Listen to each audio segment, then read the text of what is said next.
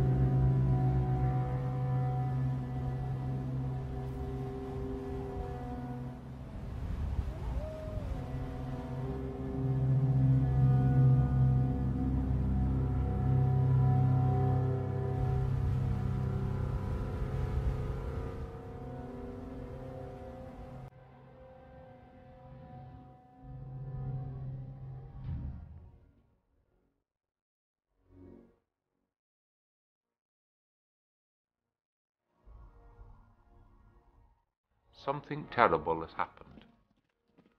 We're not even yet 50 years after the death of the Prophet, and we are about to see the Prophet's own grandson being massacred by a group of people and their leaders who were calling themselves Muslim.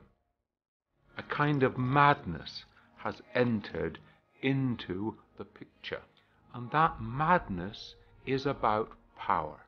To have and to hold on to power. It's about this Umayyad dynasty. People with arrogant attitudes are now ruling. People of injustice, tyranny and corruption. It's now the turn of Muhammad's grandson, Hussein, to rise, to remove all these forms of injustice. He recognizes that he has to stand in order that he enjoins the good and forbids the evil. Hussein's ethos was about establishing freedom. He was faced with tyranny and injustice, and he had a choice to make. Here was Hussein with only 72 followers, facing an army of 30,000. He could have walked away with his life intact and his family, but he decided to make a stand, a selfless stand. A normal person would want to back down, but Hussein maintained his ground.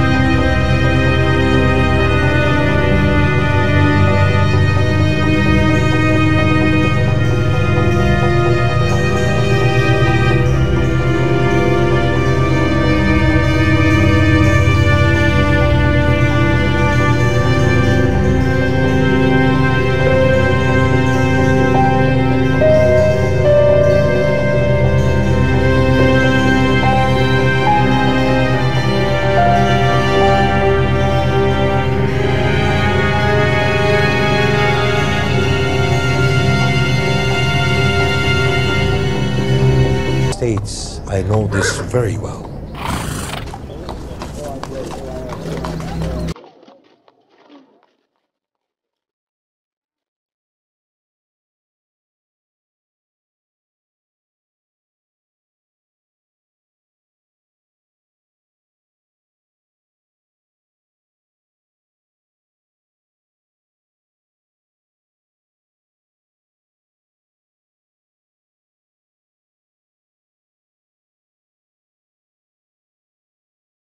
Finding Makkah unsafe, he prepares to leave.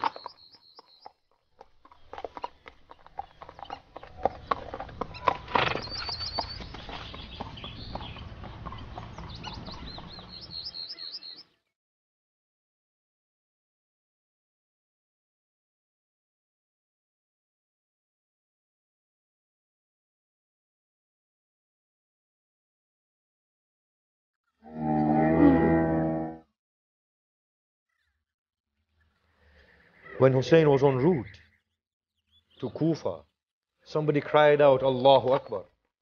Imam said, indeed Allah is great. But what makes you utter the takbir at this point? I see the date palms of Kufa he uttered. There were people with Hussein who knew the route well. They said, we are at a great distance from Kufa. When they looked closely, they found an army drowned in armor coming towards them. Hussein said, it is an army. It is approaching us to the camp here. It was an army of 1,000, led by Hur ibn Yazid al-Riyah.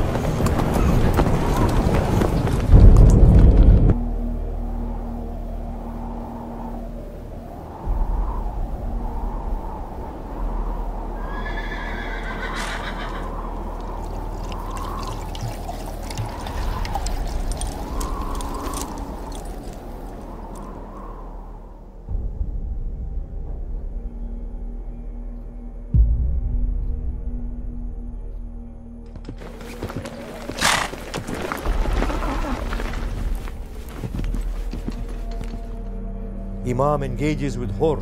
Oh Hur, allow us to rest here. Hur refuses. He says, Hur, allow us to return to Medina. Hur refuses. Hur, allow us to go on a different path. Hur refuses.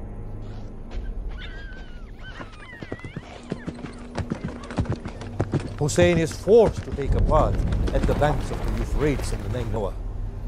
He arrives at a point where his steed refuses to move. He turns to Zuhair and he says, Zuhair, what is this land? He states it's known as Taf, the banks of Euphrates, which means tribulations and sorrows. He descends from his steed. He takes his spear and embeds it firmly within the sands and calls out, Wallahi, by Allah, this is the place where our animals shall rest, where our tents shall be pitched, where we shall be killed, where our women shall be taken as captives, where our children shall be orphaned. It is here we shall be buried, and from here we shall be raised.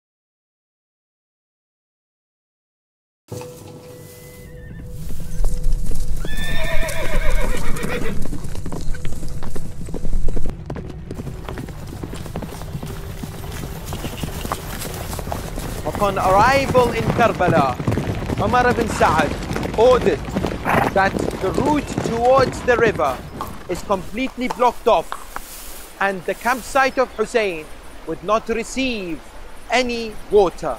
From the 7th onwards, the campsite of Hussein had no water supply, and therefore the thirst was prevalent amongst the adults and the children, remembering the heat of the desert.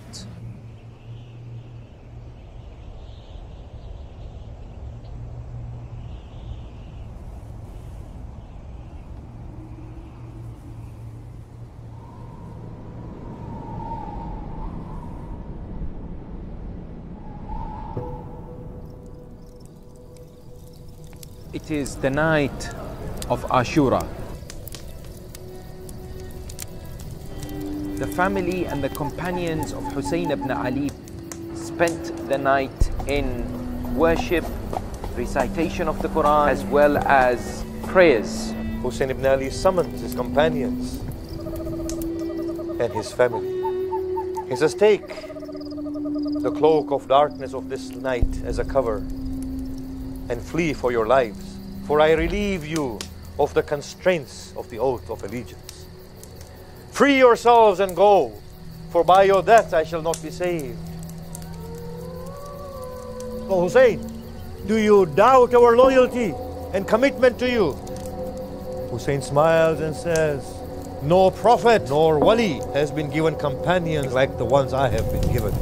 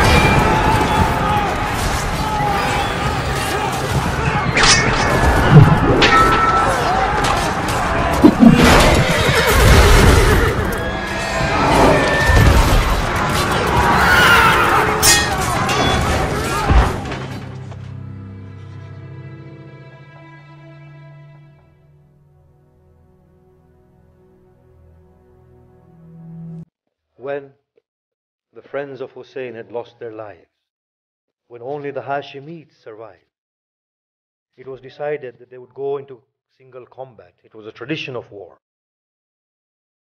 Hussein came to Akbar. He said, "O child, you shall be the first from me to give you. Go and seek permission and bid farewell to your mother, to your aunt, to your sisters." Hamid ibn Muslim says that I saw Akbar ascend upon the back of his steed. Hussein raised his two fingers towards the heavens and he said, "O Allah, I now send to them a youth that most resembles your Prophet in his features, in his speech, in his mannerism." Akbar came into the battlefield. He said, "I am Akbar, the son of Hussein. O people, unleash your swords against me and see how the youth of Hashimi defends his honor."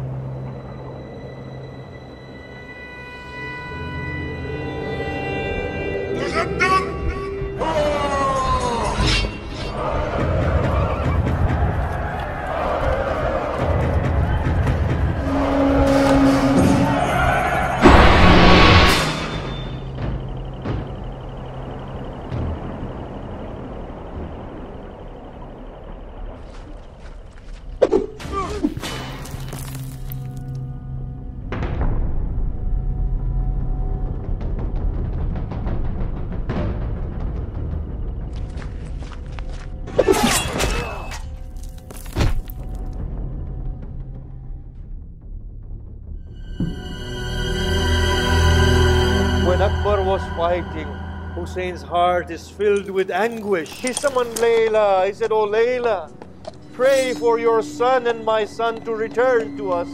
Akbar appeared. He said, "Oh father, the thirst kills me to no end." "Oh child, go in the way of God. Receive your grandfather. Go, Akbar."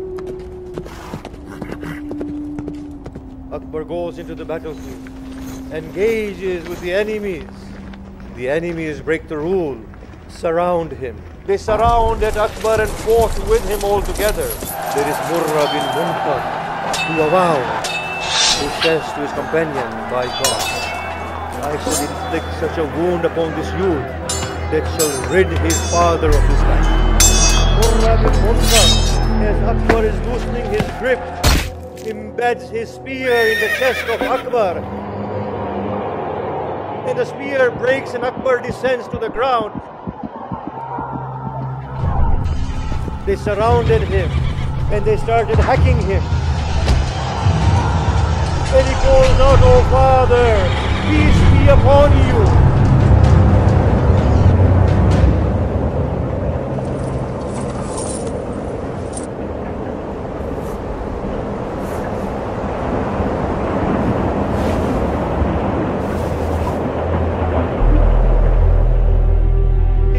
At Akbar, he says, "Oh Akbar, how insolent these people are in breaking the sanctity of the Messenger of God. Oh Allah, take revenge from these people. Oh Akbar, my life has no meaning after you." Hussein calls to the sons of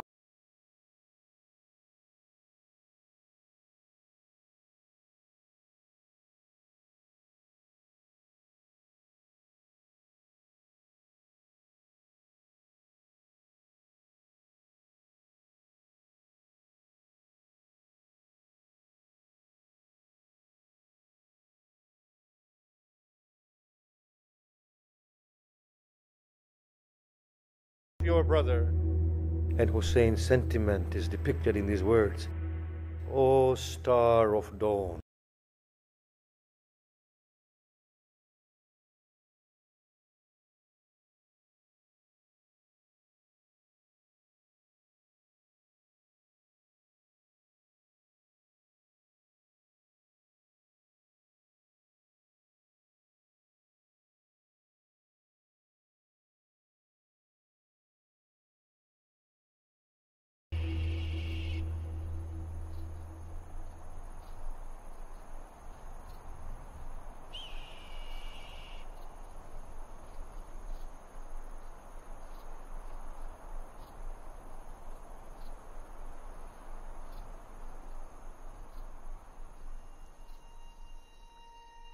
Abbas enters within the tents. What does he find?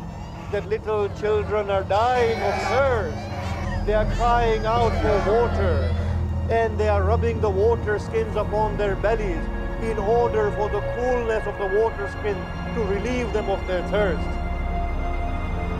Abbas takes a water skin and says, "O children, fear not.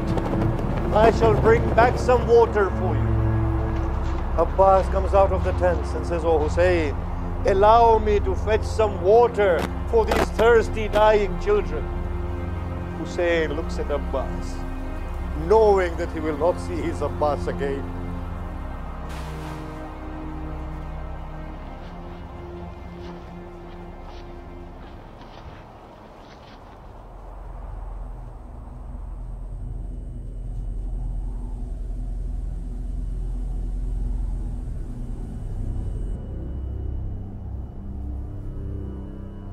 Ali ibn Abi Talib in Nahj al-Balagha gives an eloquent khutbah. Let the standard bearer be the best amongst you, the strongest, the bravest, the one with most resolve. For when the standard falls, so does the morale of the army. So long as the standard stands, the army stands.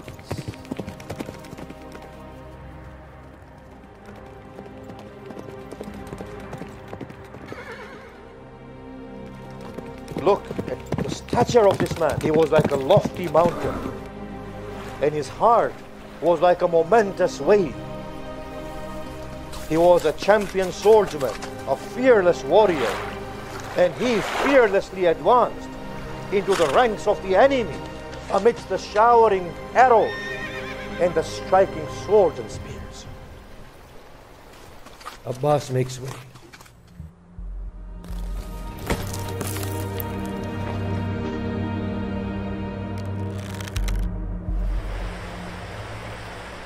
Enters within the Euphrates. He fills the water skin.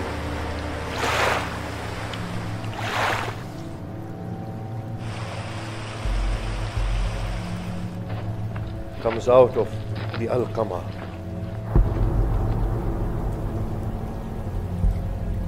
The enemies know they cannot face this Abbas. There are trees around. Some of them hide behind the trees. As Abbas comes out of the Al-Qama, Abbas engages with his enemies.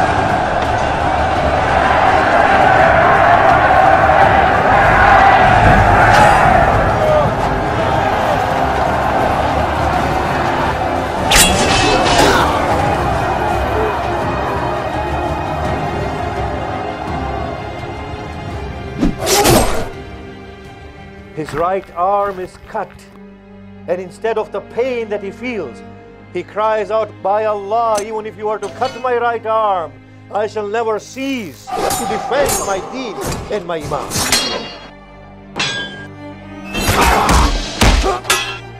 His left arm is struck, and he cries out, "O soul, do not fear the kuffar, and take the glad tidings of the Jabbar." It is said that when Abbas took birth, Ali ibn Abi Talib carried him in his hands and began to weep and kiss his arms. They said, "Oh Ali, why do you weep at the birth of a child? Rejoice." He said, "By Allah, he will have them cut in the love of Hussain." The historians narrate that Shimr did not smile, but when he heard the jubilant cries arising from Alqama, he asked, "What has happened?"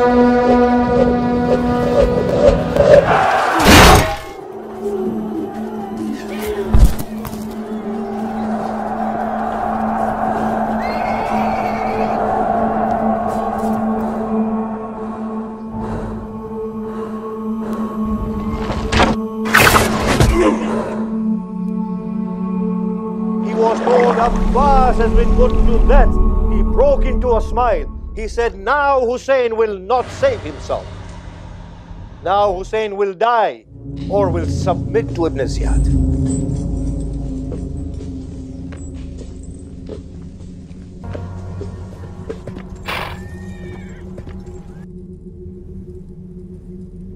Hussein reaches Abbas, sits next to Abbas. He says, "Oh Abbas, oh my brother." Hussein tries to lift Abbas. Abbas said, "Oh brother, what is it that you're trying to do?" "Abbas, I must take you back to the tents." He said, "Oh Hussein, I beseech you for Allah, do not take me back. I had promised your Sakina water. I failed her, and if Zainab sees me in this state, her morale will break." Abbas gave a cry and lost his life. Hussein cries out, "Now my back is broken. Now my means have been severed." Sakina cries out, "Oh father, do you have any news of my uncle Abbas? He lies slain on the banks of the Euphrates, O child."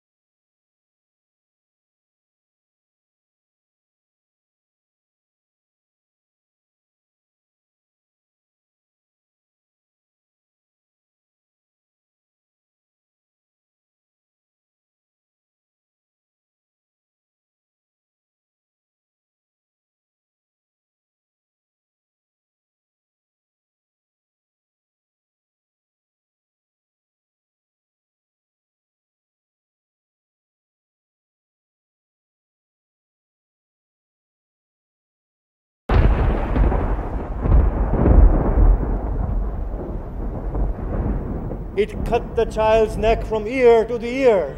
Hussein loses his senses and ability to reason. As the warm blood oozes from the severed neck of Asghar and falls into the palm of Hussein, the warmth of Asghar's innocent blood brings Hussein back to reality. He calls out, "O Lord!" He cups the blood and applies it upon his beard. And he says, "O child, like this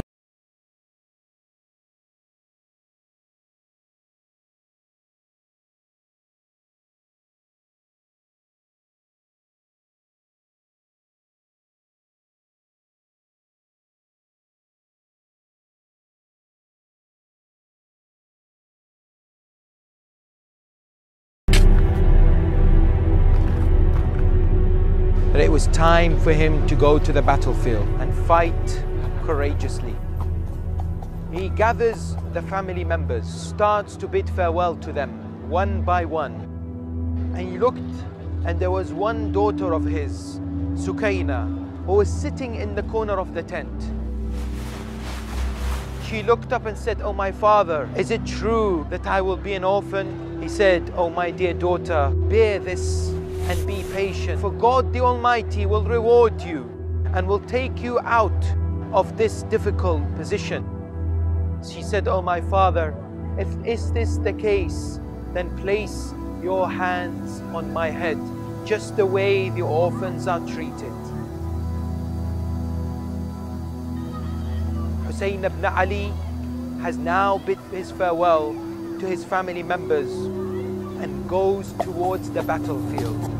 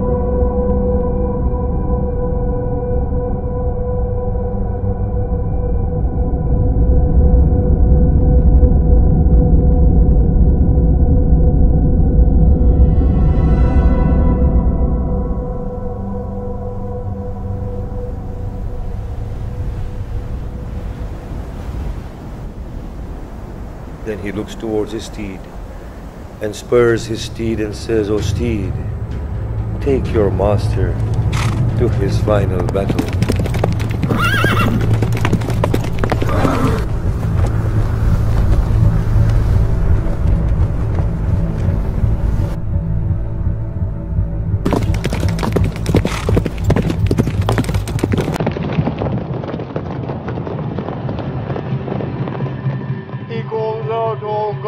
Enemies of Allah, do you know how you have violated the sanctity of the Messenger of Allah?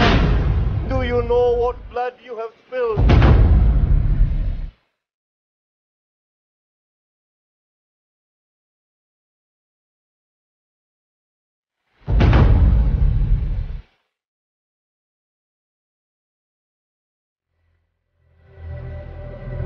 When Umar ibn Sa'ad saw that this was not working, he began saying to them, attacking in multitudes, large numbers of people, they surrounded Hussein like rockets.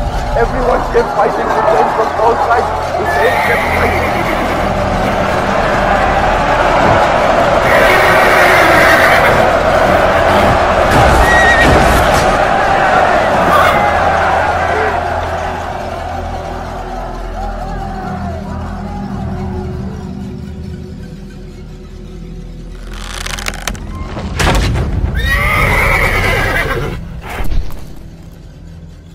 He extracts the arrows from his body, stands and engages the enemy. Says, "By Allah, you will never again fight one like me." Abu Abdullah fights them to a great extent. Abu Abdullah trembled as he supplicated. He said, "O Lord, endurance upon your decree, acceptance of your final command. O Lord, you are my only Lord, the one I rely on every affair. No one other than you is worthy of worship." We are told stones are being thrown at him, arrows are fired at him, the enemies surround him and mock at him. When Abu Abdullah falls to the ground, they all retreat, not knowing his fate. Abu Abdullah is still breathing.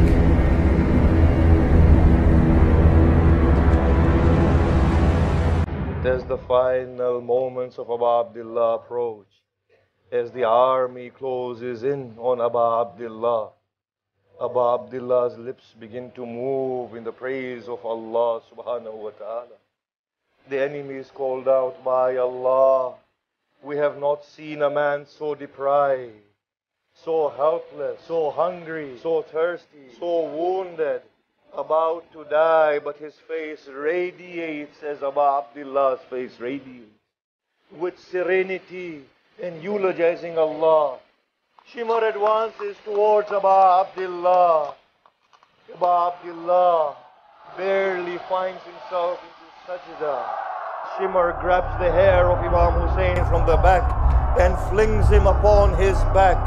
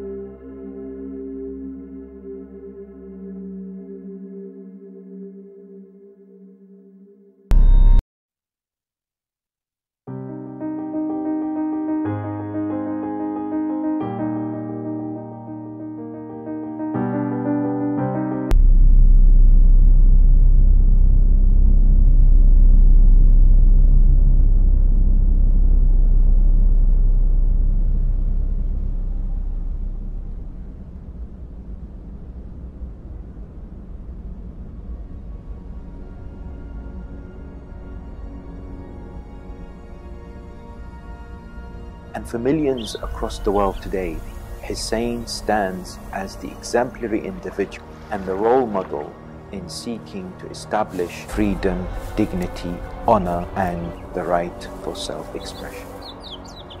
We can learn from Hussain. We can learn from Hussain in the fact that we have to maintain our determination with whatever goals that we set. He becomes a role model of saying, we will stand on the principles of truth and justice. We will resist oppression. We will not give in even to the point of death, if that's what God has ordained for us. Whether we're religious or not, whether we're Christians or Muslims or anything else, where do we stand on the question of truth and justice? How important is it to us, and to what lengths are we prepared to go to defend these principles? And so today, the name of Imam Hussain continues to be held up as a flag of human equality and dignity. And those people who are standing up for these causes remember the name of Imam Hussain.